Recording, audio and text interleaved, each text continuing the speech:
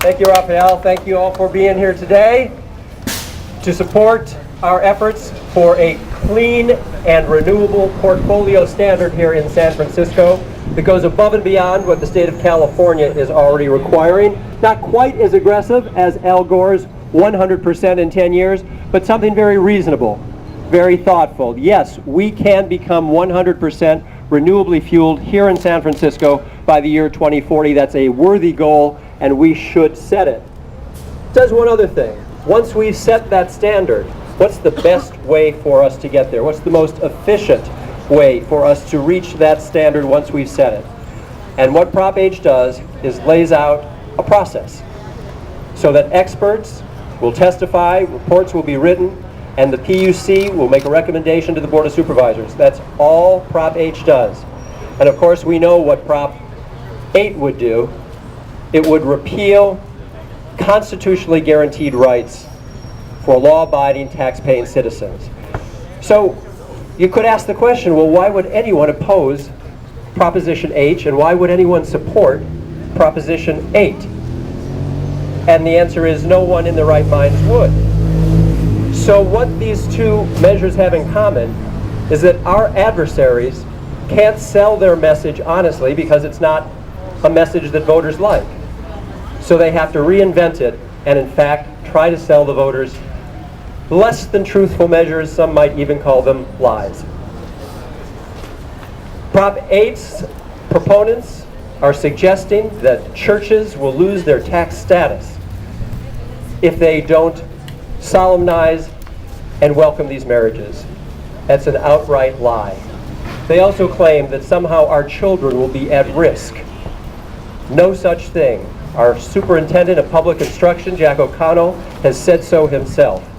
But it doesn't stop the proponents of Prop 8 from selling these lies, costing tens of millions of dollars to spread around this state. And with regard to Proposition H, again, who would fight a renewable portfolio standard? Who would fight gaining more information so that we can make an informed decision? So what are they saying? That this is going to cost San Franciscans $4 billion.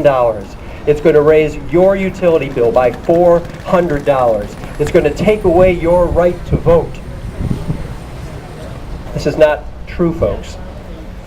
I can tell you that when I compare my Sacramento Municipal Utility District bill, my SMUD bill, compared to my investor-owned utility bill here in San Francisco, the difference is 9.2 cents per kilowatt hour to 11.6 cents per kilowatt hour when it's publicly provided. That's just a fact, and that's a 25% disparity. We are all paying 25% more than we necessarily need to for our electricity. Now, if you were getting the best service in the world, maybe that would be worth it, right? You pay a little extra for the best service. Except my 6 years in Sacramento, I've not had a single blackout. Not once. Here in San Francisco, at my business, my sign company, we have blackouts regularly. Oftentimes, once a month. I'm losing business because we can't keep the lights on to produce our signs. So paying 25% premium for a service that actually isn't even provided. So again, don't listen to the lies as we walk into this last week of the campaign. Pay attention to the facts. Do you want a renewable portfolio standard? And do you want to see in the most informed way what's the best way to reach that standard once we set it? Of course we do. Do we want to repeal existing constitutional rights? And do we want the government telling me who I have to love if I want a marriage license? Is that where we want our government?